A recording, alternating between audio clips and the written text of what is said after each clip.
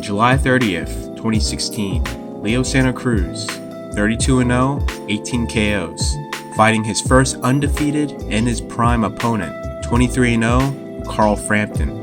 Cruz, who put on a great show, did not do enough to convince the judges he was the winner, losing to Frampton by majority decision. Cruz will go on to avenging his loss in early 2017. Ricky Hatton, 43-0, 31 knockouts.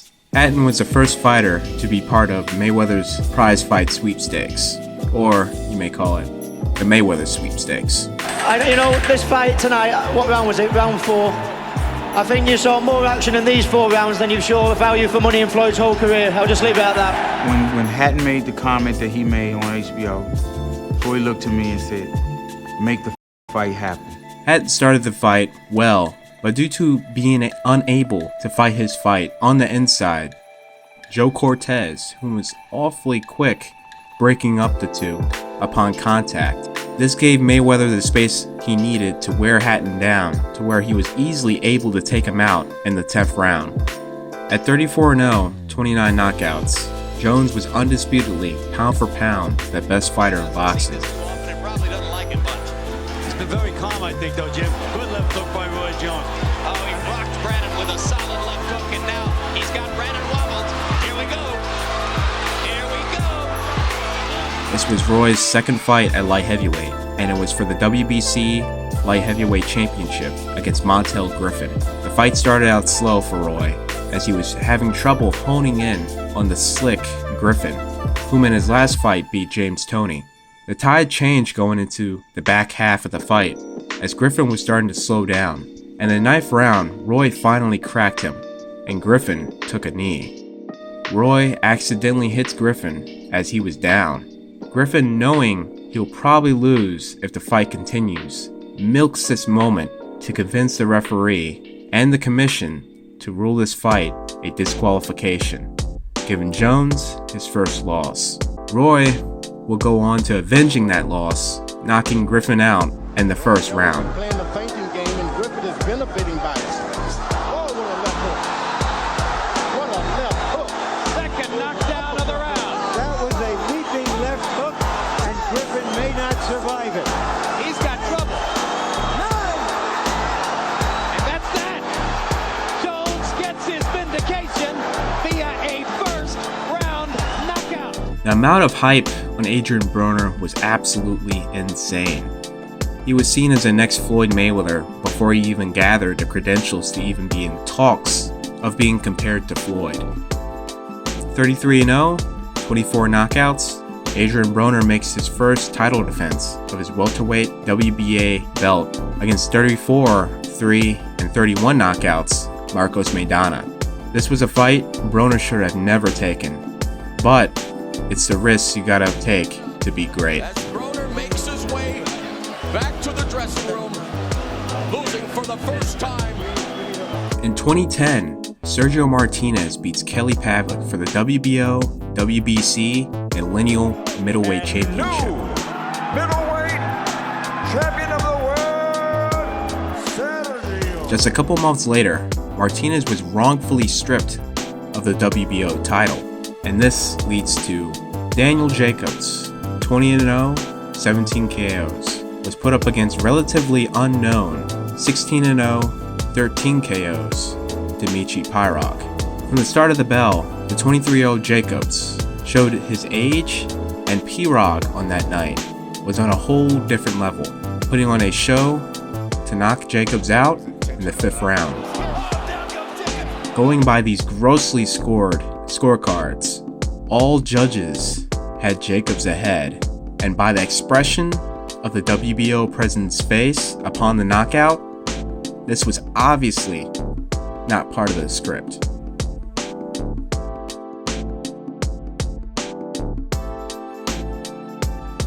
In 2001, Zab Judah was on top of the world at 27-0, 21 knockouts, carrying the IBF title. He was fighting the 27-1 WBA and WBC unified champion, Tszyu. This fight was for the undisputed junior welterweight championship. After an incredibly easy first round for Judah, no one imagined the events that would happen in the second round. I go to the corner, I'm like, yo, I got this dude, yo. And my father like, no, keep your hands up, stay focused, handle your business first. And I'm like, yeah, all right, whatever. So I go out there, drop my hands, start backing up, looking pretty, just kind of styling on him, looking, you know what I'm saying? I go backwards, and he caught me, bop. Floors Jr. He's up very quickly, but his eyes are in orbit. It's over.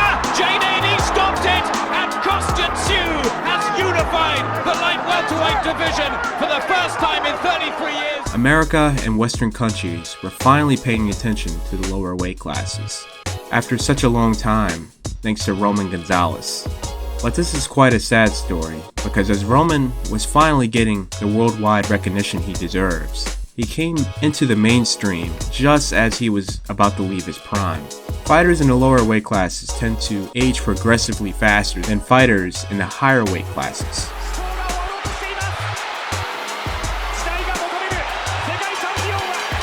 46-0 and 38 knockouts. Roman Gonzalez is fighting 42-4 with 39 knockouts. Sursiket Sor Rungvisai.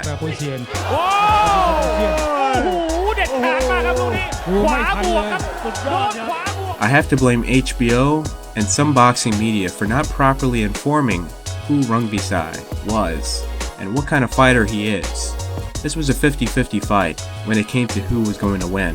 Before the uneducated boxing fan, they only see what's on paper, which made people think Rungvisai was not a good fighter, as a fair share of its opponents do not have a good record. But boxing in Thailand is far different from boxing in America or Western countries. The average Thai fighters are much more active yearly than the average Western fighter. Taking that into account, and also the fight fans did not bother to watch Rungvisai's fight, especially the one against Carlos Cuadras, an opponent Roman had struggled to beat. Rungvisai, whom was the champ at the time, was starting to find his mark late and even hurt Cuadras. บอกแล้วนะครับเท่าไหร่บนอย่างนี้ครับมีปัญหาแน่ครับปัญหาเรื่องท้องที่7สวมบทไปโอ้ยมีปัญหาเห็นชัดเจนครับได้เฮครับโดนไม่โดนครับแม่เอาเลยครับทีมงานนครหลวงเฮกันลั่นเวทีผู้บรรยาย Unfortunately, the fight was stopped on cuts and Cuadras escaped with a technical decision. Rungvisai led a campaign to get another shot and regain his title after his loss to Cuadras in 2014. In 2015, he became the WBC Silver Champion and the #1 ranked WBC fighter at Super Flyweight, making him Cuadras' mandatory.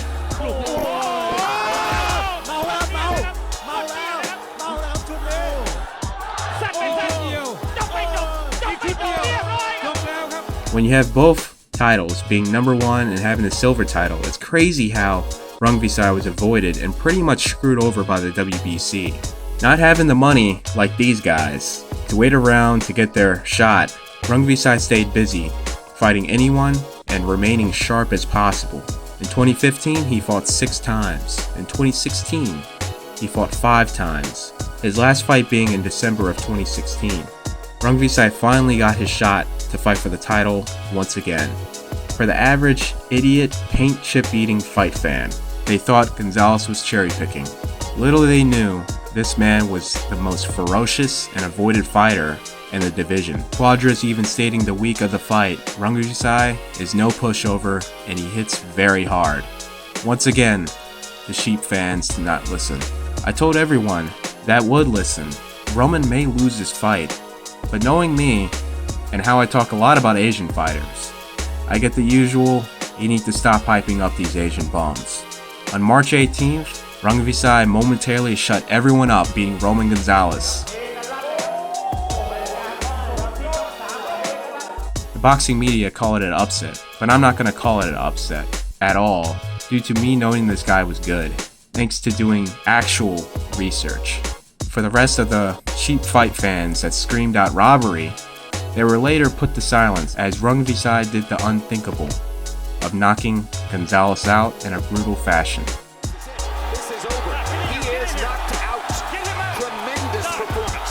Spectacular performance by a young man who may have just grown into the championship he won unexpectedly in New York. A fighter that the fight fans and the media failed to do some simple research on. A fighter whom was labeled a cherry. That man today is the lineal and WBC champion and is ranked number 8 pound for pound. Let's get started. When Boxers Lose Their O, Part 2. Starting the list is boxing great Bernard Hopkins. Hopkins actually lost his first pro bout to Clinton Mitchell by majority decision. Due to his age when he picked up boxing and that one blemish on his record, many slept on Hopkins as a world-class fighter. He used the negativity as a positive and paved a path to a Hall of Fame career and made many smart boxing fans rich betting on his fights where he was somehow the underdog in. Oh boy, Conor McGregor. His first pro bout as a boxer fights Floyd Mayweather and is absolutely taken to school. If you have Mayweather stalking you down like Pretty Boy Floyd from the 90s and early 2000s, that's already a problem for you. Now, McGregor claimed he had a good amateur boxing background. Looking at the fight, it's hard to believe that when he's trying to hammer fist his opponent. These claims hold as much weight as Frank Dukes' ninjutsu background. By the end of 2007, Juan Diaz was a fucking man, unifying the division against Brazilian lightweight great Acelino Freitas and Julio Diaz to top off 2007. Juan's first fight to start the 2008 year was against Nate Campbell. Campbell was a highly underrated lightweight who people didn't really even give a chance of winning. Due to very unfortunate shortcomings in a title run, it really set him back to where he was in complete ruin. That's it! What a shock! What a shock! Nate Campbell all but had that fight won with those body shots, stood up, played with his opponent. After that fight, I looked at him, some guys were mad at him, some were like kind of walking away, and I said, Nate, let me tell you something. I said, man, listen, whatever you do, believe in yourself. I said, because I believe in you. I said, I won't leave you. I said, I love you. I said, I will not leave you. Damn.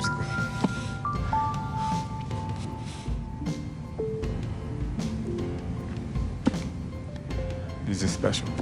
People just thought that Diaz was just going to do what Diaz does best and outwork and outpunch Nate into submission. Nate at 36 years old and Juan Diaz at 24 years old. Not many gave him a chance. But the more so that even just winning the rounds is the fact that it looked like he's on the verge of winning the fight by knockout. It appears we are watching Nate Campbell as he finally capitalizes on an opportunity for which he has waited so long. And Juan Diaz's 33-0 record is sinking into oblivion. Nate Campbell!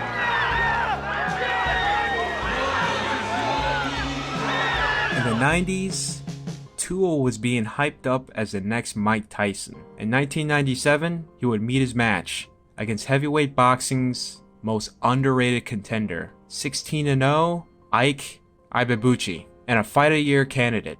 A total of 1,730 punches were thrown, and Ike set the Kapu Box record as the most punches thrown by a heavyweight. Ike would go on to win by a very close unanimous decision, giving Tszyu his first loss. An explosive left hook by Tszyu, and Tszyu again, and again.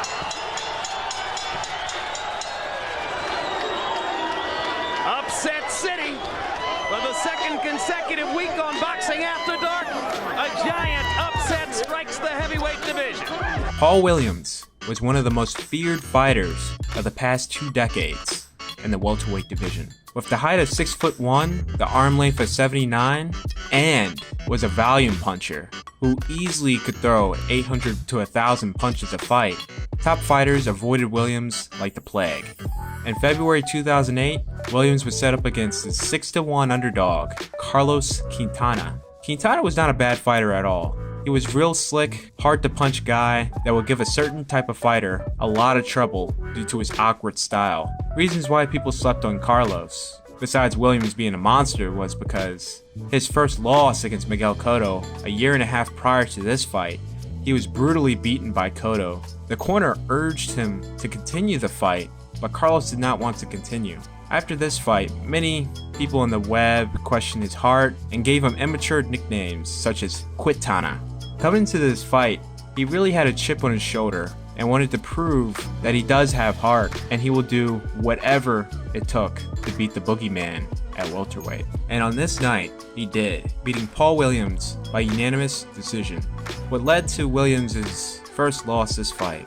He did a lot of overthinking and waiting around. By the time he decided to make his move, Quintana already made his and was scoring point after point, raking in rounds. Williams in the rematch will see past the smoke and mirrors and make easy work of Quintana 2 minutes, 15 seconds into the first round. Another left lands. Quintana's in trouble. Claudio steps in. The fight is over. What a bounce back by Paul Williams, who recaptures the title in emphatic fashion. Tito was the biggest name in boxing and was on top of many pound-for-pound lists. The man in his way to end the middleweight championship series was the 36-year-old Bernard Hopkins, whom people completely slept on. Though it was an incredibly entertaining fight, especially at the 10th round, that round being voted as Ring Magazine Round of the Year of 2001, Hopkins flat out gave Trinidad a boxing lesson. For supporters of Trinidad, it was one of the most saddest sights to see. During this generation of the heavyweight division, where fighters from all ex-Soviet countries held all the belts, and not one single American cared about what was happening in this division. All 4 heavyweight title belts belong to fighters born and raised in former Soviet republics. So if the heavyweight division is dying in America, it is alive and well in Eastern Europe. Valuev silently made a rose up to an astonishing record of 46-0. The man to beat him was Ruslan Chagaev by a pencil-thin majority decision. Rocky Marciano's record was at 49-0. Most guys, once they reach 45, it gets really hard. So close, but yet so far at the same time, especially when you're fighting the best in boxing. Toney came into the fight with Roy Jones Jr. as a favorite to win at 6-5. He was ranked number 2 pound for pound and the record of 44-0 against some of the most notable world-class fighters of that era. According to paper and the betting odds, Toney was supposed to win this fight. Whomever set that up was so wrong. Jones completely whitewashed Toney, which was absolutely insane at the time. And now tonight, in the biggest fight of his career, against a man regarded by many as the most skilled champion in the sport, Roy Jones has been every bit as dominant as he was that day in Korea so long ago. He tempts fate, I think. Left hook, and down goes Toney. Forrest had a big year, defeating undefeated Shane Mosley, not once, but twice. Never been in trouble before, and this is something he's never done. This is uncharted waters for money. Great performance from him, and it looked like he made Shane Mosley pay. His first fight to start the new year of 2003 was a lineal title unification against the little-known WBA champion, Ricardo Mayorga. Forrest came into a rude awakening and caught some unsuspected heat, being stopped in the 3rd round. He threw the right hand, he goes down in the face of a crunching right cross. And that time he was seriously hurt. Yeah, look at the wobbling in Vernon Forrest. Marty Jenkins stops the fight. Forrest performed better in the rematch, but still came up short in the scorecards, losing back-to-back against Mayorga. December of '98, Vladimir Klitschko faces pretty much the Darnell Boone of the heavyweight division at the time. The always dangerous Ross Purity. Vladimir had never fought on past the 8th round, though he had 3 12-round scheduled fights, only to go less than 5 rounds. Ross took the inexperienced Vladimir into deep waters. Once he had Vlad right where he wanted to, he took him out in the 11th round. Die letzten 20 Sekunden dieser 10. Runde. Ist fertig, ist mitgenommen. Wirkt wackelig. Vladimir Klitschko ist am Boden. Ross Purity. Was passiert da? Fritz Sunek geht in den Ring, sagt Feierabend. Fritz Sunek geht dazwischen, sagt. Way up on the scorecards, Vitaly encountered a torn rotator cuff, which forced him to retire from the fight. Larry Merchant, obviously not knowing the situation, stated he doesn't have the mentality of a champion. I can hardly believe what I just saw. I can't believe what I just seen. Telling Klitschko elects not to go on with his left hand apparently too damaged to continue, and Chris Bird gets a victory. Like how Vitaly avenged Lad's loss, Vladimir did the same for his brother, brutally beating Bird for 7 rounds before being stopped. Lewis was the WBC heavyweight champion, facing the 5.5-1 underdog, Oliver McCall. With the great mind of Emmanuel Stewart in the corner of McCall, they had the perfect game plan of beating Lewis, which they certainly did, knocking Lewis out in the 2nd round. Lewis unbeaten, remember, after 25 fights. Oh, he's got him! Oh, Lewis walked into a right hand, and that was the sucker punch that they worried about. And Lewis staggers, and the referee has decided it's all over. My goodness, what an upset, and Lennox Lewis's career must now be... Lewis fired his trainer immediately following the fight and teamed up with Stewart. Lewis will go on to avenge his loss against McCall, which he will win the fight under the most unusual circumstances. Twist to the plot. Oliver McCall is now primed. Let's listen in.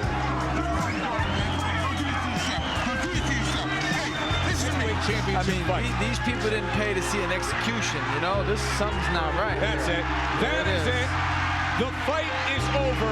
Mills Lane. Kelly was seen as the best featherweight in boxing, at an unprecedented record of 41-0. That would change the start of 1995 against number 6 ranked Alejandro Gonzalez. Kelly was getting outworked and outshined by Gonzalez. He was really trying his best to win the fight, digging deep and putting down Gonzalez in the 8th round. Some of the most spectacular punch stat numbers we've seen in recent fights, and Kelly's in severe trouble in his own corner. Kelly seemingly unable to see the punches coming, and Gonzalez just firing at will.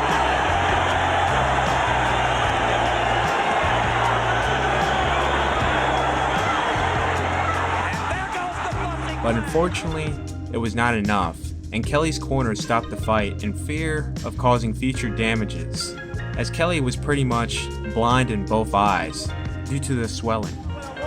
Look at me. Look at me. Let me see you look at me. Fight's over. Fight's over. Okay. No, Kevin. Fight's over. I don't want to go. I want to go. Fight's over. Fight's over. There it is.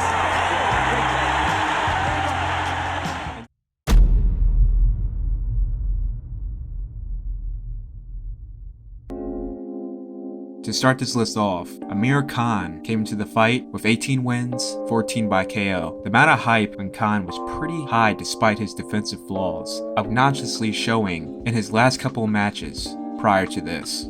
Khan's opponent, Bradis Prescott, was undefeated, 19 wins, 17 by knockout. This fight was a huge step up and risk for the Green Amir because of Bradis' size and punching power. Khan may have taken Prescott lightly due to all of his fights that were by KO were in South America, and his one and only fight outside of South America was a close split decision victory against Richard Abril. From the opening bell, Khan got struck with heat that completely caught him off guard. Prescott put him away 54 seconds of the first round. He's going to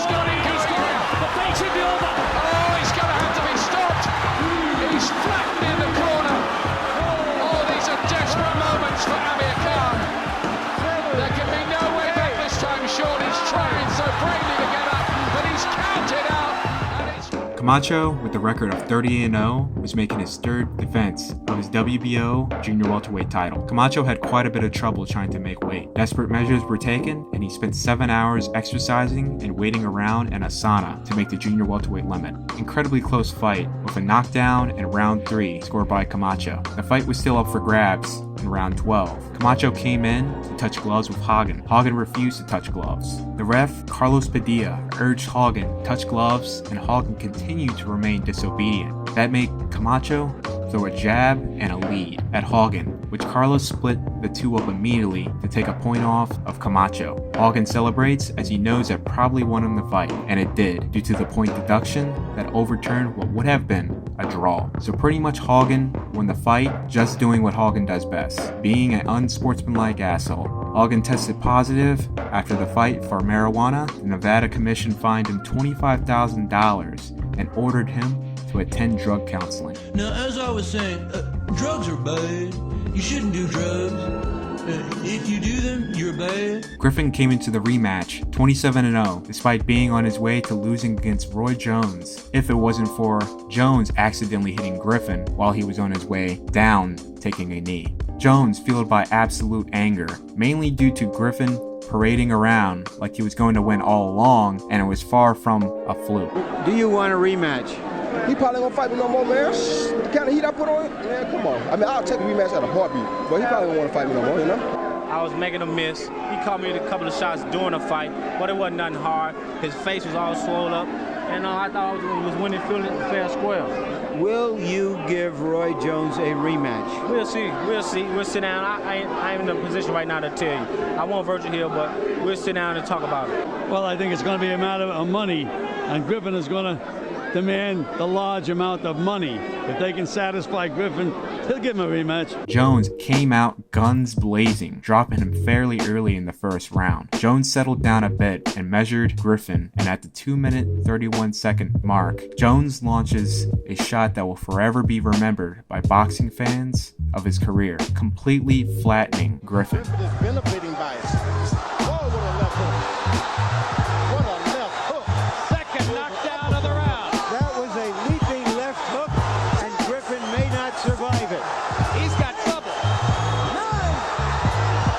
And that's that. Despite Griffin getting 2 more title shots down the road, he wasn't fully able to come back into the light heavyweight picture. His tricky style was finally cracked. Dawson was coming off a decent 2008 and great 2009 year, with an impressive record of 29-0. Dawson was ranked number 1 by Ring Magazine, and Pacquiao was number 2. Pretty much Dawson's demise in this fight was a complete lack of a killer instinct. Pacquiao was mainly winning based on his sheer aggression and landing punches and bunches. Mainly the rounds Dawson won was rounds where Pacquiao was completely gassed out, and Dawson was able to land but not fall up to make any difference in the fight entirely. And in the 11th round, Dawson lands a picture-perfect uppercut and stops Pacquiao in his tracks. Dawson completely misses the opportunity, doesn't follow through, and plays it conservative when he's way down on the scorecards. The fight was later stopped on cuts, and Pacquiao was awarded the Ring Magazine title. Foreman was seen as the boogeyman, with a record of 40 wins and 37 by knockout. Foreman blew away the man that beat Ali, Joe Frazier, in the second round, then blew through Ken Norton, whom beat Ali as well, but lost to Ali in the rematch by a close decision. Foreman was a giant favorite to beat Ali. How many fellas in here now picks joys? Be truthful, be men. Be tell the truth. John, raise your hand. But Ali had a trick up his sleeve. Very heavy hitters who were sort of clumsy, he let them bang away at him. It was as if he wanted to train his body to receive these messages of punishment and absorb them faster than other fighters could absorb them. Ali allowed Foreman to completely punch himself out while he was on the ropes. Occasionally, Ali would pepper him with some shots here and there. Foreman's insane with rage and whanging at him and whanging at him and whanging at him. Powerful, powerful, powerful. And middle of the 5th round, Foreman was worn out. He had punched himself out. Taken 3 rounds. By the 8th round, Foreman was completely exhausted. Ali, who was well prepared and fresh, was able to catch him with a beautiful combination that would stagger Foreman, ultimately putting him down. 28-0, Tommy Morrison was against his first real test at heavyweight after fighting former 80s Mike Tyson opponents. 17-0, Ray Mercer, who was making his first real defense of his WBO belt. At first, it looked like Morrison was on his way to victory, till he started to tire out in the 4th. In the 5th round, a fatigued Morrison made a vital mistake of clinching Mercer at an odd angle to where he missed the clinch, and Mercer was able to land a freebie shot, which followed up with a barrage of shots after Mercer saw that he hurt Morrison, resulting in his first loss. With an added note, I like how they tried to spin it and not give Mercer the credit he deserved. The commentator claimed this was too big of a step up for Morrison, whom already had 28 fights on his resume. Obviously, this was too big a step for Morrison right now. Opposed to Mercer, who only had 17 and had picked up boxing at the age of 23 in the military. But yes, keep in mind, Mercer was able to knock out every opponent to win a gold at the Seoul Olympics. But as we have seen through boxing history, having a medal doesn't guarantee your all-around success at the professional level in the sport. I've always thought Ray Mercer would have a better chin. It would be tough for Morrison to hurt him. I'm just not sure Ray Mercer's ready for this fight. And at this moment, I've never done this in my life before. I just changed my mind. I think maybe Morrison will win. This is actually a pretty interesting story here, and my personal favorite on the list. Butterbean was being brought up through the boxing hype machine thanks to his story as the unbeatable strongman, which I could see that, and his unbelievable punching power, which was shown in his earlier fights against guys who looked like they were scouted by matchmakers at some random trucker bar in a one-horse state like Montana. Butterbean's record was at a questionable 15-0, so his opponent here particularly had an incredibly misleading record of 1-6 with 1 KO. Now these matchmakers just set Butterbean up with Mitchell Rose just based off his record. Little they knew, Rose was a New York State Golden Gloves champion. This guy was a good boxer. Who knows how he got in the predicament where he had a record like that? So this guy had some skills, and what I assume is after when these amateur matchmakers found out, which was a couple days before the fight, Rose was reportedly offered $5,000 to take a dive from Butterbean's handlers. Now let's get real here. Mitch is from Brooklyn. This fight is at Madison Square Garden, a hop, skip, and a jump away from Brooklyn. And this fight is live on HBO. He ain't gonna allow some dude with no real boxing experience clown him in front of his fellow New Yorkers and Brooklynites. Too much pride is on the line here. Unlike Broner, this was a real I did it for the hood moment. From the starting bell, it was evidently clear that Mitch was better fundamentally than Butterbean. The Golden Glove champ, Mitch Rose, came out that night. Da war der wilde Schwinger da und noch einer. Auch das kostet Kraft und da war die rechte. Und da wackelt Erik Esch, da hat er mitgenommen.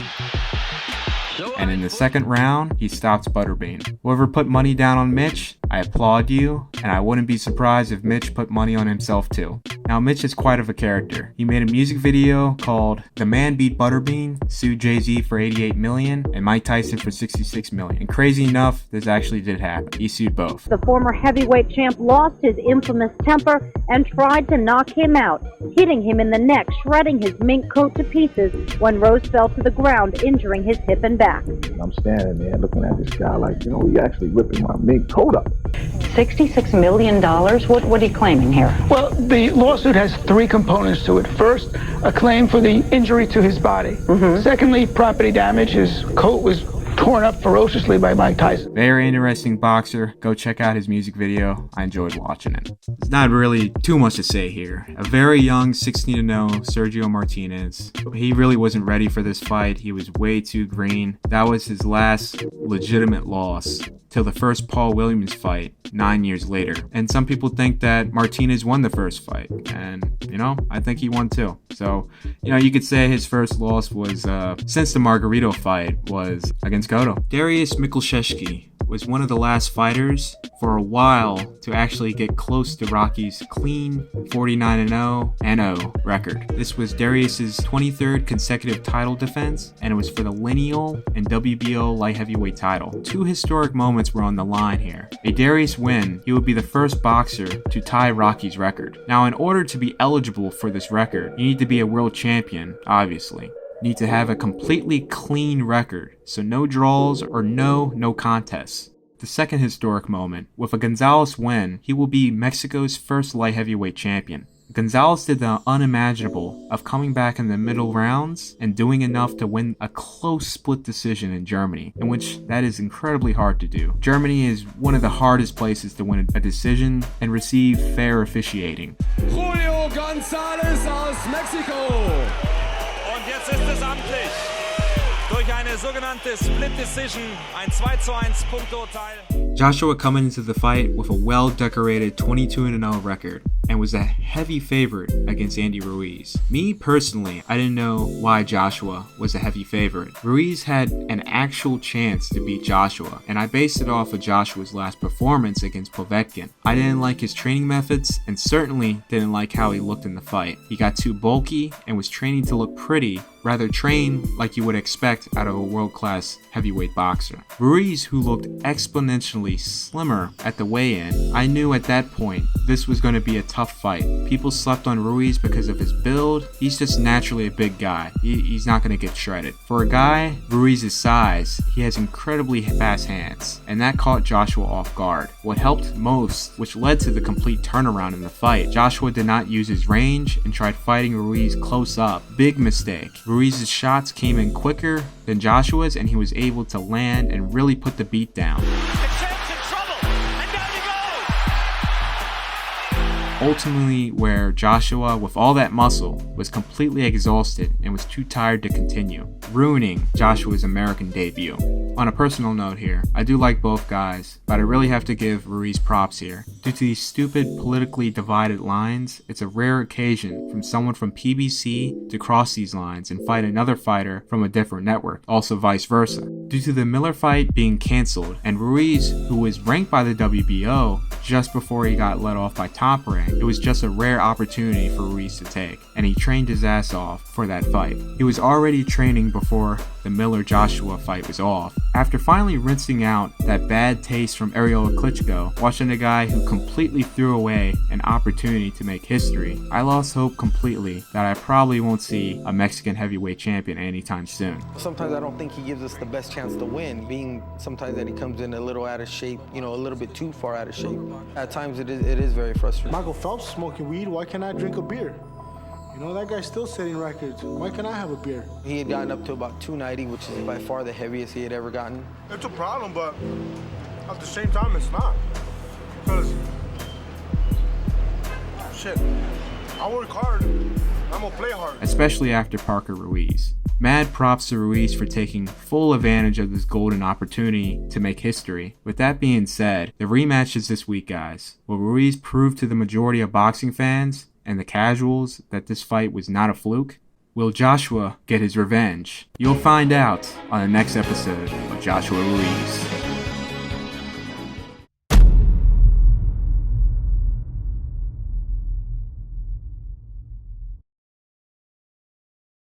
Someone's O must go in this fight. This fight was to decide who was the best fighter in the UK at the middleweight division. This was for the European, British, and Commonwealth title. The winner goes on to fight for the world title. This is what I like about other countries and their fight fans, taking these national and regional title fights seriously, unlike in America. As I was mentioning in my Japanese fighter video, winning the Japan national title and the OPBF title, which signifies you are the best fighter in the Asian and Pacific region, is a big deal. Fight fans from both Europe and Asia really gather and rally behind that. But in America, seems like no one really cares. Oh, NABF, NABO title.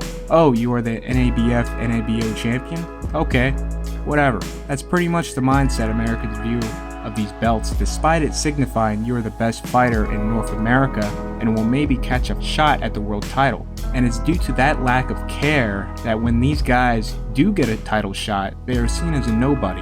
It's sad how much those belts have devalued over the years. But anyways, back on track. Saunders made a bold statement. If he loses, he retires. And from the opening bell, he racked up an early lead. Though Eubank had his moments and really came on late, it was not enough as Saunders came away with a split decision victory. Saunders not quite where he was. Oh, that's a good shot. Lovely right hand. That is quality boxing from Saunders. And still the British, European, and Commonwealth middleweight champion. The lineal featherweight champion, 62-0 Willie Pep, was against 69-17, the former undisputed lightweight champion Sami Angat. Despite Pep being a 3-1 favorite to win, the reason why he was the favorite, besides being a master boxer, this was Sami's first fight back after retiring briefly as the undisputed champion to heal up after being injured, which 5 months to today's standards is not much of a retirement. It was pretty much a competitive back and forth battle, but Sammy getting the better of Pep, winning the first 4 out of 5 rounds. Pep will rally back, evening up the score, and when it was starting to go into Pep's favor during the 9th round, the heavier Angat hurt Pep and really put a beat down on him. And Pep wasn't truly able to recover, losing both the 9th and 10th. Since this was a non-title fight, Pep's title was not on the line, but it was a 10-round fight, and due to his collapse in round 9 and 10, Sammy escaped away on the scorecards by a narrow unanimous decision victory. The blueprint to beat Berto was pretty much out the box a year and some change prior to this fight, when Berto faced Luis Collazo. Many believe Collazo won that fight. If Ortiz used that very same blueprint, he could have a chance of beating Berto despite coming into the fight as a 3-1 underdog. This fight was for the WBC welterweight title. The winner fights Floyd Mayweather Jr. later that year. Mayweather, who was a WBC champion emeritus because he retired as a champion back in 2007 after the Ricky Hatton fight, he had first dibs at the title when he felt ready. Ortiz, who came into the fight really with a chip on his shoulder, really wanted to prove to the fans that he had heart after that fiasco in the past with the Maidana fight. We'll see what happens from here on out, man. I'm young, but I don't think I deserve to be, getting beat up like this. So I have a lot of thinking to do. Ortiz started the fight quick, dropping Berto in the first round. In the second round, Berto still seemed shaken up, and Ortiz was able to pound away until towards the end of the round, Berto was able to tie up the knockdown count and catch Ortiz. After the second round, Ortiz, who came in the fight much heavier than Berto, was able to power straight through Berto, outlanding and just shaking him up. Berto was taking such a beating that in round 6, the doctor wanted to take an extra look at him to see if everything was okay before resuming the fight. Berto, now desperate, was able to drop Ortiz, and this time really hurt him.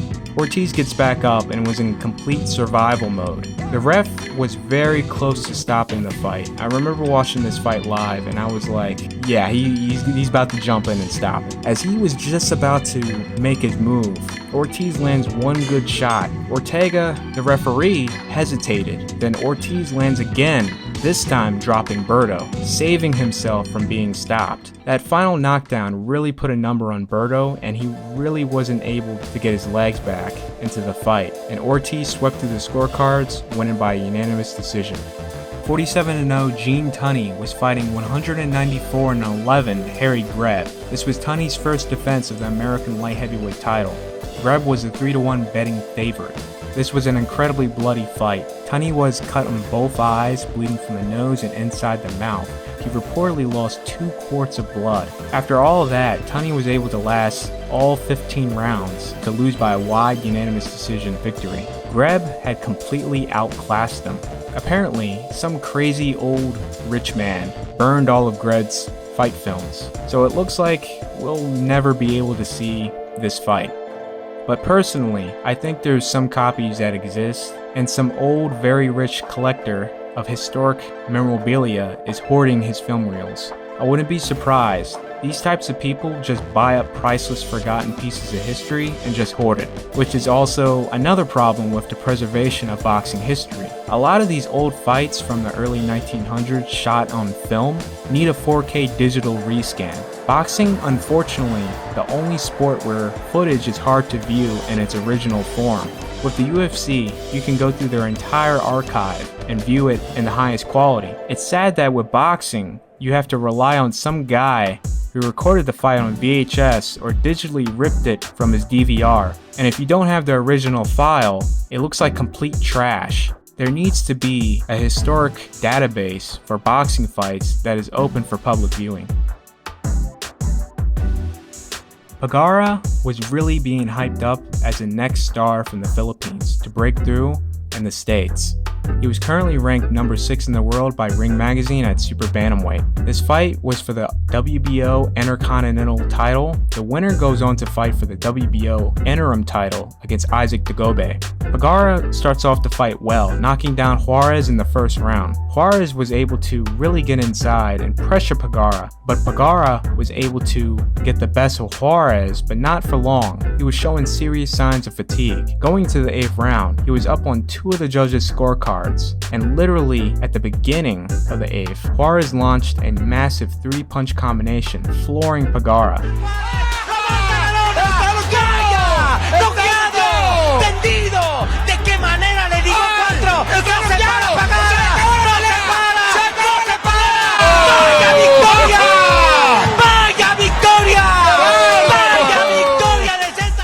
This was Vasil Lomachenko's second professional fight. It was for the vacant WBO featherweight title. A win here would have been the record breaker, which that was currently held by Sansek Mungsuran of Thailand, who became the WBC junior welterweight champion in 3 professional bouts in 1975. Orlando Salido was the champion, but he didn't make weight. He was 2 pounds above the featherweight limit and didn't even attempt to drop the rest, so therefore the title was vacant only for Vasil if he were to win. Salido came into fight day weighing 147 pounds, while Lomachenko came in at 136. Fight in Texas? Check. Lawrence Cole as referee? Check. Salido a 4.7-1 underdog? Check. I don't even have to name off anymore. Looks like we got ourselves some controversy brewing. So the weight advantage was evidently clear, and Salido took full advantage of that and then some. Salido got away with a lot of dirty tactics, and Lawrence Cole was just being Lawrence Cole we all are accustomed to seeing. I mean, I was pretty mad myself about how bad the officiating was, but I couldn't help to laugh at HBO's commentary. Salido was able to escape away with a split decision victory. Oh my God. Oh my God, what in the world is Cole doing? He buying Salido some time. That's what it looks like. Unreal.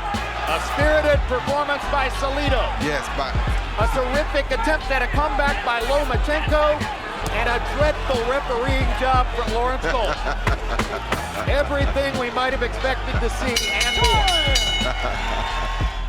Wow, this is the second undefeated opponent with a crazy record that Harry Greb defeated. This was actually their 3rd fight. The fight was outside, and according to the records, it was a back and forth battle. Then going into the 7th round, it poured down raining and continued till the end of the fight. The last 4 rounds were something from a Hollywood movie, but too bad footage was destroyed by some crazy old man. Or aliens, who knows.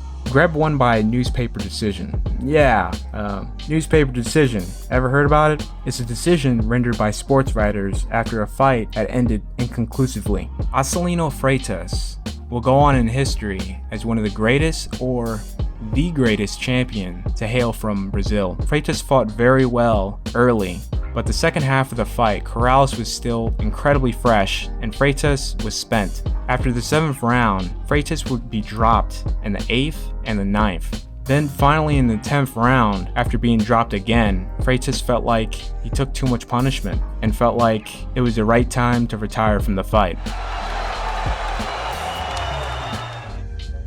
This was the 9th title defense by Barrera. Stylistically, Jones just had Marco's number, and in the 5th round, Jones floors Barrera. Jones goes in to finish Marco in the final seconds to end the round off, and this is when the fight ends weird. The bell rings, Jones still wailing on Barrera. The ref never heard the bell go off, so that forced the corner to run out, get the ref to stop the fight. Despite the bell already ringing off, which by rules the corner can enter the ring, the fight was still ruled a disqualification victory for Jones.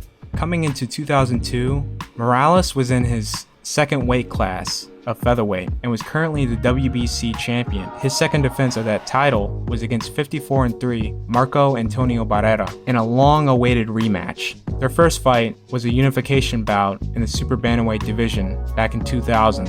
I'm guessing Barrera didn't want to pay sanctioning fees and he did not accept the WBC title, but this was for the vacant Ring Magazine and Lineal title. This was a Tijuana versus Mexico City fight, which it's a rivalry itself. The fight did not disappoint. all-out action, but this time around, Barrera was able to do more and was able to edge Morales on a close unanimous decision win. Depending on what you were looking at, specifically in the fight between the two, may judge who won. Harold chose Morales winning on the scorecards 115-113, and two of the official judges scored the same, but in Barrera's favor. Caceres really caught the attention of many Americans and HBO themselves, who were trying to find the next Arturo Gatti after his blood and guts performance against Zar Amansat on the Hopkins right undercard. That performance there, he got signed on the spot. His opponent was Cuban lightweight great Yoel Casamayor. I would say Yoel was at the downside of his career. He had two back-to-back controversial decisions, and he came in with a chip on his shoulder to put on a good show and defeat this in his prime contender. This fight was for the lineal and interim WBO lightweight title. Casamayor started the fight fast, dropping Caceres twice beautifully. Yoel will rake up more of a lead, winning rounds 2 and 3. Caceres would finally start to crack through Casamayor in the 4th and really just take over the fight. Caceres would drop Casamayor in the 6th round. Casamayor was able to survive and make it out of the 6th. Both guys put in work, and really it could be scored either way. It was 3 straight swing rounds. And at the beginning of the 10th, Caceres blindingly walks into a beautiful counter by Casamayor after seeming to start off the round well. Shortly after being dropped, Casamayor was able to finish him off and retain the lightweight championship, ruining HBO's plans to set up a big fight between Caceres and Nate Campbell, who had won the WBO, IBF, and WBA titles off of Juan Diaz earlier that year. Before Glenn Johnson earned his name as one of the greatest journeymen and Ring Magazine Fighter of the Year, he was an undefeated contender. This was Bernard Hopkins' 5th defense of his IBF crown. Hopkins gave Johnson possibly the worst beating in his career, and it was 11 rounds of punishment. This would be legitimately the first and last time Johnson would be stopped in a fight. Still trying just to stay in this fight, wings the occasional punch, but Hopkins sticks with the pace, and that This was a weird fight. A young 17-year-old Pacquiao was up against, I could say, a gatekeeper, Rustico Torrecampo. Pacquiao had to wear 8-ounce gloves, and Torrecampo had to wear 6-ounce gloves because Pacquiao checked in overweight. According to the records here, Pacquiao was knocked out by his shoulder, then the actual punch landing low. So there was absolute no chance of him getting up from that, resulting in his first loss. So this is the fight everyone was bugging me to include, and guess what? I'm not allowed to show any footage of this fight. So, sorry family. But I'll do my best to explain the build-up and the fight itself, but not too much because I'm saving that for another video. Some of y'all may know what that video is. So the first fight between Deontay Wilder and Tyson Fury was a draw, and obviously there will be a rematch, all thanks to the hype coming into the first fight, literally thanks to Radio Raheem's interview, because if you didn't know, the first fight was not selling well till that infamous interview where Wilder miscomprehended Radio's question and just blew up. This interview turned Wilder into a certified meme worldwide, single-handedly selling the fight. Then, when the actual fight happened, and these people who came to watch were not disappointed at all. Personally, I thought that Fury did enough to win, but as far as having common people outside of boxing once again talking about not only the sport, but the heavyweight division in America, a part of me was glad. We were finally going to see prize fights, and these guys are finally going to be paid Mayweather and Canelo money. So that's awesome, and the performance the two put up promoting the fight outside the ring and the actual fight itself, they deserve every bit. Going into the rematch, Wilder made some huge tactical errors. Him or his team thought it was a great idea to come into the fight much heavier than usual. First fight he came in at 213. The rematch, he was at an astonishing 231. Now heavyweight division, when it comes to weight, fighters may come in light some fights, sometimes heavy, depends if they want to have speed or power. It's all on the opponent they are facing. Now with Wilder, that's an awful idea. Reason why it's bad because Fury already had a smidge of the speed advantage in the first fight. Wilder already has one-punch knockout power. Pound for pound, he's putting any man down if he lands. Him putting on extra weight gave up whatever speed he had.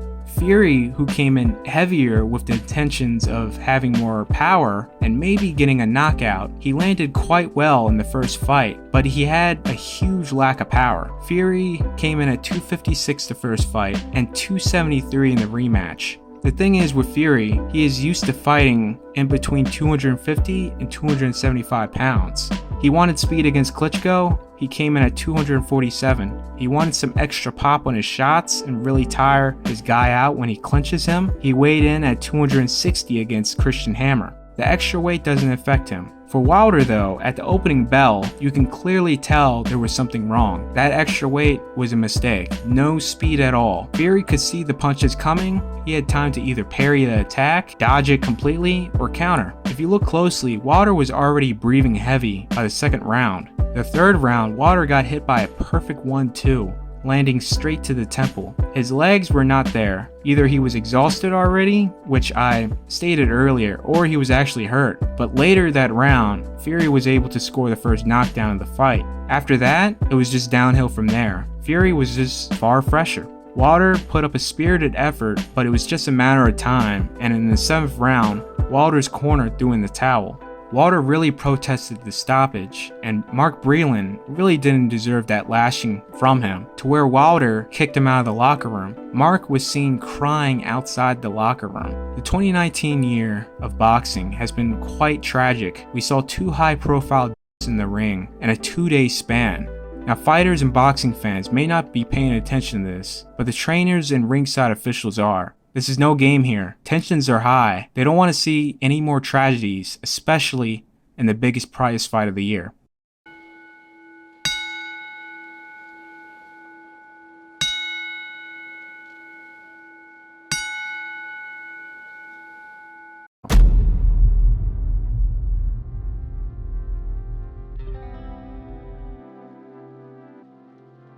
Now, surprisingly, Tyson wasn't featured in part 1 through 4. Tyson came into the fight 37-0. This was Tyson's 10th defense of the WBC title, 9th defense of the WBA title, 7th defense of the IBF title, and 3rd defense since officially becoming the undisputed champion after defeating lineal champion Michael Spinks.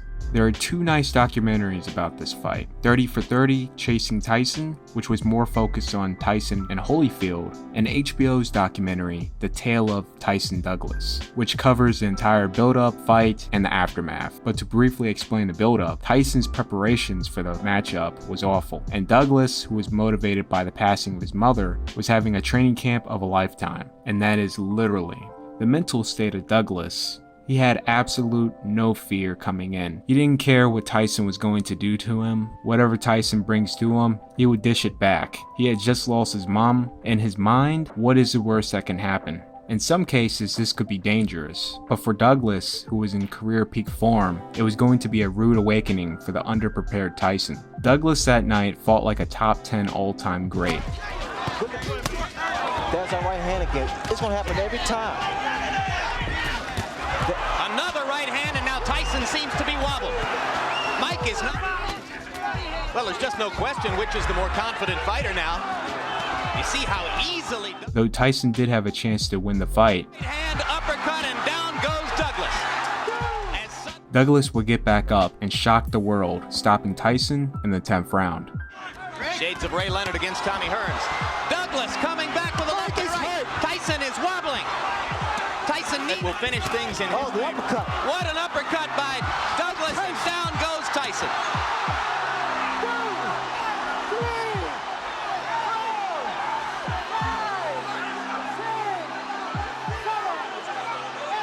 5, 6, 7, 8. It's over. It's over. Mike Tyson has been knocked out.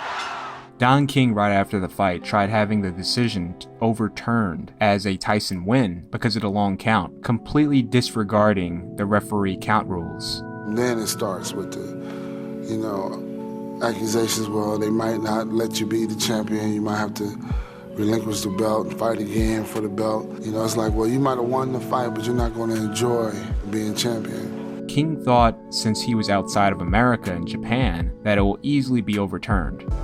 Don King perhaps because he wasn't in America, was behaving with amazing impunity and bravado. I mean, everybody's seen the facts, and the facts are irrefutable and incontrovertible. Questioning the accuracy of referee Octavio Meyron's count.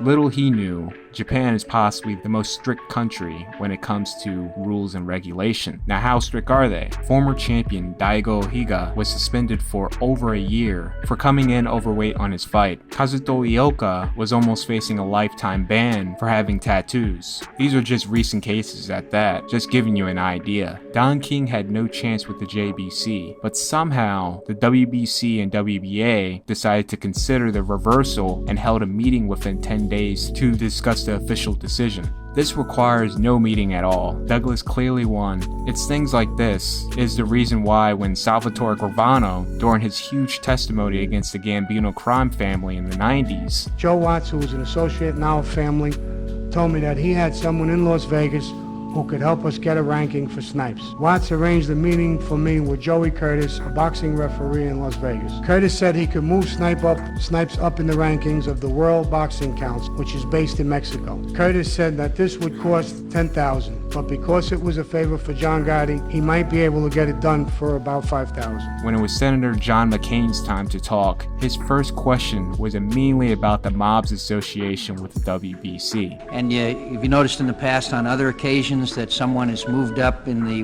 WBC rankings in time for a fight and then that person disappears or drops way down again. Have you seen that happen before? Well, it's common knowledge. I'm not surprised by it. I don't really follow that part of it, but Joey Curtis made me aware of this sanctioning body. I don't really know if any other sanctioning body does it or not. But it was common knowledge that it could be done? Yeah, it's not something that's a major secret. So before this meeting even took place, it met wide scrutiny by the general public. After the huge backlash, both belt organizations decided to recognize Douglas's win and he is the champion. If they didn't, little to their knowledge, many states in America and the British Boxing Commission was already planning on withdrawing from both belt organizations where they will not be recognized as a legitimate world title. Now imagine if that happened. It'll only be the IBF, WBO, and Ring to be the undisputed champion. Final piece of information before I move on. Muhammad Ali was interviewed October 1989 on a BBC talk show how he would fare up against Mike Tyson. Now, this is literally just before the Douglas fight. Since 1, this is overseas, 2, he's surrounded by his best buds and former rivals. He's gonna give his honest opinion, and the round he guesses he will win is as shocking as the Douglas win itself.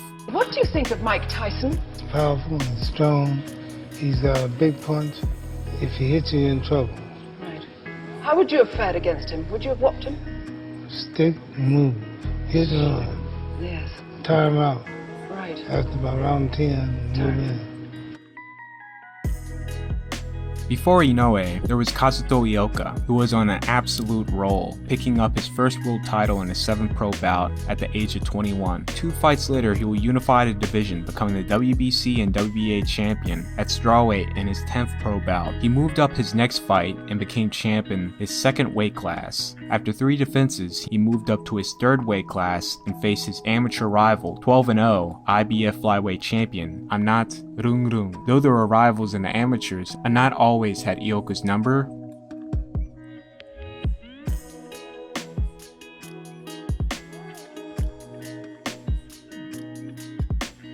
And in this fight, it was no different. Amnat did fade pretty bad late in the fight, where it got real dirty, but he had quite of a comfortable lead. He will win by a questionable split decision.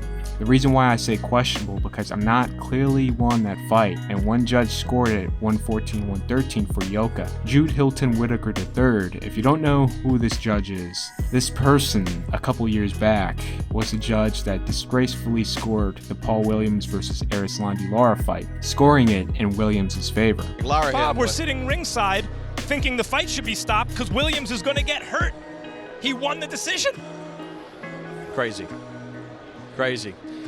This was Duran's third fight in the States, and despite his opponent only having 1 loss out of 33 fights, Duran reportedly did not train for this fight. Keep in mind, Duran had 2 stay-busy non-title fights and a 40-day span that ended in a first-round knockout. This fight against Esteban de Jesus was a 10-round non-title bout, so Duran's WBA title was not on the line. It was more of an exhibition match to promote himself to US audiences. This was a bad night from the start. Duran is floored in the first round.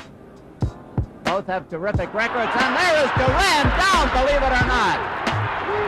And he is smiling, grimacing. Throughout the fight, he was completely off his game, a rare sight of a weakened Duran with no power on his shots being pushed back by the underdog. Esteban de Jesus will win by a decision. Some may call this a cherry pick gone wrong, but this will spawn a 3-fight rivalry between the two. Duran will win the second fight by KO, but it was open for a third fight because of the insanely hot temperatures in the arena. 95 degrees plus humidity. It was quoted to feel like a steam bath by Howard Cosell. The third fight, which was 4 years later, Duran making his 12th defense of the title, and De Jesus picked up the WBC title, making his 4th defense. This will make their third fight a unification for the undisputed lightweight title. Duran will finally close the book on this rivalry, stopping De Jesus in the 12th round. So on my previous video, I discussed how HBO and K2 Promotions did a fine job of promoting and educating audiences on their new fighter, Roman Gonzalez, the fighters in his weight class, and the weight classes around him, because more than likely he will be moving up. So fight fans knew who to look up, which unfortunately most didn't bother anyway to do research on Rungvisai. I'm not going to touch that part again. So anyways, for Zhu Qiming, the network failed to tell fans who to look out for. So as far as most Western viewers know, Roman Gonzalez, Kazuto Ioka, Juan Francisco Estrada, John Casimiro, and McWilliams Arroyo did not exist. They are just B-class guys. Qiming, the gold medalist, is going to clean out the division, move up, clean that division out. He got Freddie Roach in his corner. What can go wrong? So when it came to Qiming's first world title fight, no one knew a thing about his opponent. So Western fight fans just thought this guy was some random bum with a title. Little fight fans knew, because they were so poorly informed, that Qiming and Anat had a very deep rivalry, and this was the fight to once and for all close the book on that. Due to absolutely grade A, piss poor media coverage, Anat was hilariously outed as a 4-1 underdog. When I first saw this, I was like, you gotta be kidding me. I literally put a post out stating Qiming doesn't have a chance in the world to beat Anat based on what I've seen of both guys at that time. And well, Anat put on a boxing clinic to successfully defend his IBF title, 116-111 on all scorecards. ใช่ครับไม่ได้ตั้งการสู้เลยครับ3นะครับอย่างโดนครับยกที่3วนออกข้างๆเอาละครับโดนครับ Undefeated versus undefeated contender. This was for Joe Calzaghe's vacant WBC title after he retired from boxing. Keep in mind, Calzaghe was still champ at super middleweight while he was the ring and lineal champ at light heavyweight. Now, Jermaine Taylor was originally supposed to fight Carl Froch in this title grab, but he turned down the fight to fight Jeff Lacey instead. I can only assume that he wanted a tune-up against a real super middleweight instead of blindly fighting a highly praised contender where he can potentially lose. Since he turned down the fight, Pascal was next in line. This was just one great battle between two hungry contenders. Good rounds. Just falling short with the right hand, but there's a big one that went over the top. Big finish from Pascal, maybe. Back comes Froch. There, good hand speed from Passes Pascal. Lovely shot by Froch. Stop Pascal. And Pascal looking a little bit wild and a bit unsteady. Froch senses it. 12th round being one of the best final rounds in super middleweight history. Very reminiscent to De La Hoya Mosley, an absolute classic. Froch will pull through and win the decision to become the WBC super middleweight champion. Froch just winning this last round, just willing himself on. 7,000 people will rise in acclamation of this. This has not been the prettiest fight, but it's in its way, this has been a classic.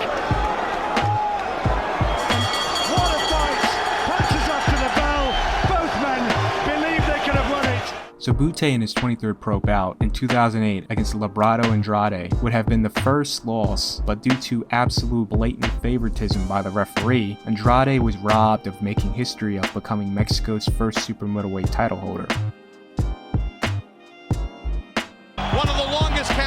see. And we run our clock, and match just takes forever. Well, the hometown ref sees here that Bute's not going to beat Pacquiao. He's on his feet, he's out on his feet.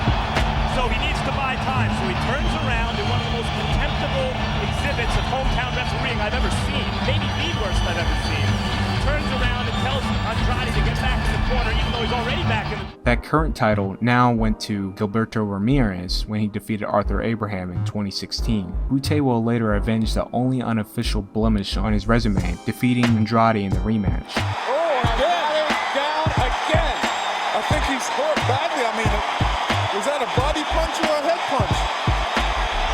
He seems hurt. I can't really find a true documented reason why Bute was not fighting in the Super 6 tournament, even though he claimed he wanted to fight the best. But the Super 6 tournament was literally the best of an entire era fighting each other. The favorites to win at the start was Mikael Kessler, Arthur Abraham, or Carl Froch. In a very underrated run, Andre Ward will win the entire tournament, beating all these great fighters. After missing out on all these big fights and big paydays, once after the tournament was wrapped up, Bute made his trip to England to make his 10th defense of the IBF title. So despite the competition Froch had to face in the tournament, and the competition Bute had to face, waiting for the tournament to finish, Bute came in the slight favorite to win, almost 2-1 betting odds, which more than likely angered Froch because whoa, that man fought very angry from the opening bell. Bute landing here and there, but once Froch landed cleanly on Bute, Froch, such a finisher when he has a guy hurt, didn't have enough time to do his thing as the bell came to an end. This will also happen in the very next round in the 4th.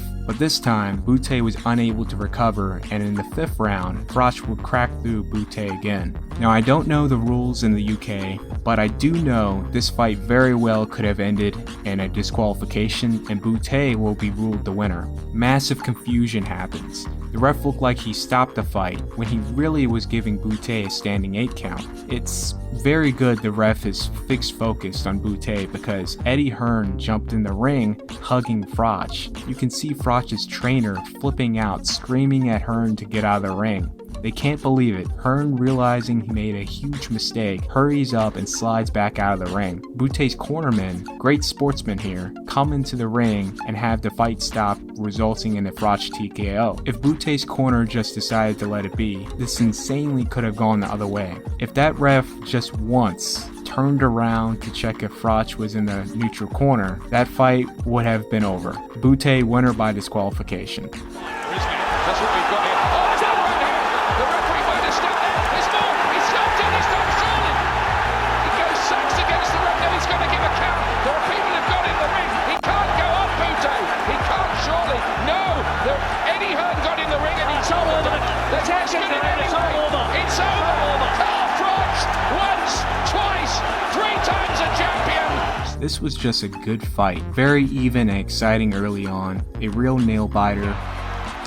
Body shot. Confident than he did in their first fight. Power punches. Be really careful of the hit. Good, hard, another. Just missed for the hook. Back, he lands a hard right-hander. The same way he went after Bradley with the left hand. effectively there. Though Manny in the second half will make some great game-changing adjustments, Bradley will make a tactical error fighting Manny's fight when he had done quite well boxing and picking and choosing when to exchange with Manny. He sure did make the fight even more exciting in the second half, but that's a hard task to follow by beating Manny at his own game. By going toe-to-toe, it costed him his O and the title.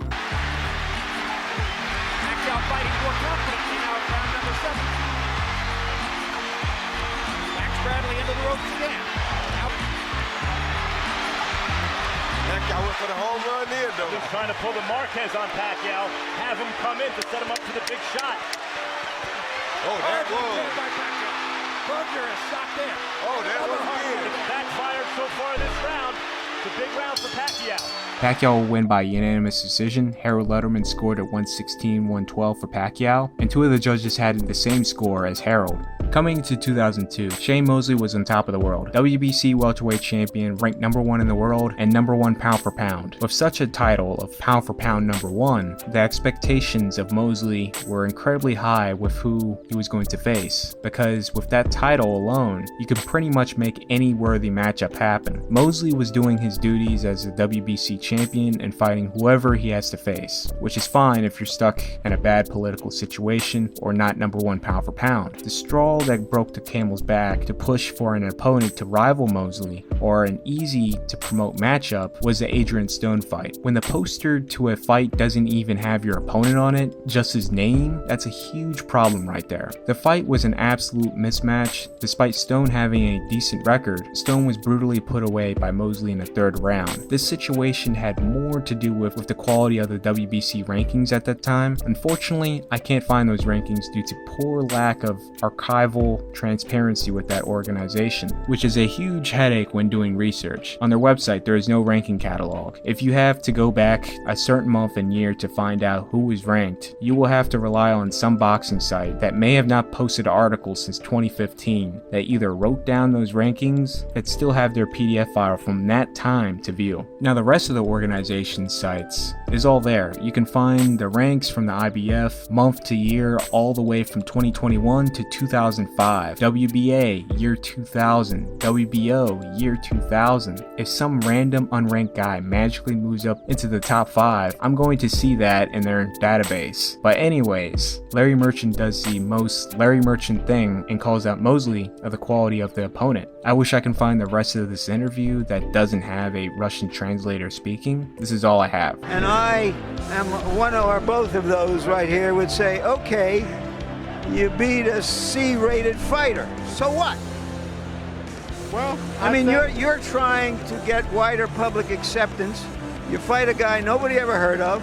He's unknown, he's unranked, and you knocked him out. Big deal. But Mosley did state they thought he was a quality opponent because he gave Forrest trouble, and he's in a squabble negotiating a rematch with De La Hoya. So the deal to the De La Hoya fight did not go as planned, and Mosley fought amateur rival Vernon Forrest in a unification match for the Ring Magazine title. This was Mosley's 4th defense of the WBC title. Mosley would start to fight off well.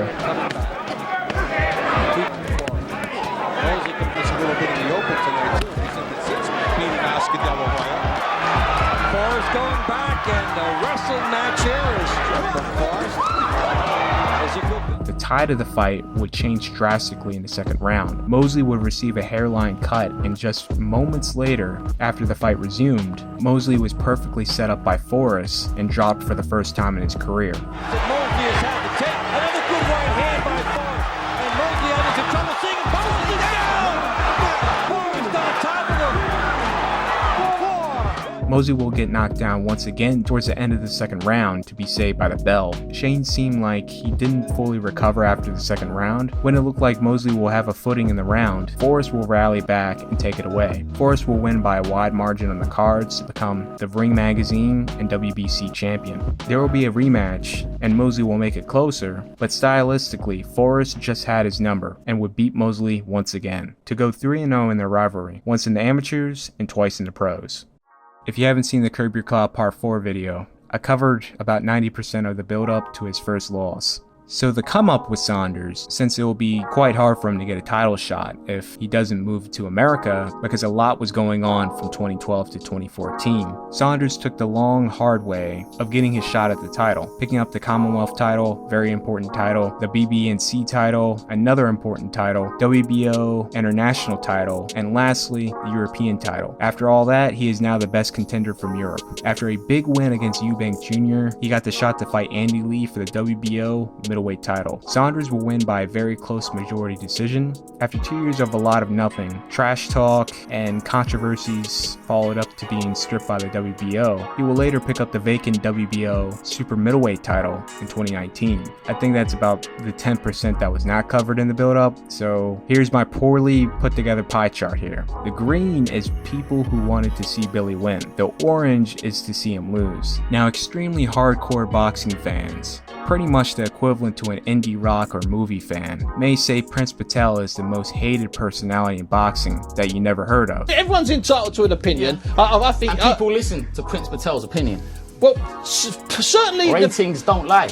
Which is a terrific soundbite, and I agree. People have been tweeting all day, and half of the people are quite unpleasant about you, and the other half are even more unpleasant about you. But the bottom line is, Prince, they are talking about you. I'll give you that. But we can all agree Saunders of this era in boxing takes that title. So alright, the fight itself. I mean, Saunders fought pretty well as expected, and also as expected, no way he could keep up that pace for long unless he was high on that O. I was expecting him to gradually tire out. Canelo does his thing and takes over the fight. Maybe a late stoppage. This man literally crashed harder than Enron's stock. Canelo, who was already setting up traps earlier in the fight, was easily able to catch him slipping and land one of his biggest shots of the fight in the 8th round, literally breaking his face. 68-66, Canelo. He's only 2 rounds old. Saunders took an awkward step back, and now he's holding on. Judging by Canelo's reaction after the punch, and after the round ended, he knew that fight was over. Saunders was forced to retire from the fight, or be permanently damaged for life, and Canelo added the WBO title to his collection. And on top of that, this is the Master Cut edition to the original When Boxer Loser O series. For more videos like this, be sure to like, share, and if you're new, subscribe to the Patreon for Patreon-backed projects and early access. I'm Alpha Sancho, and I'm out.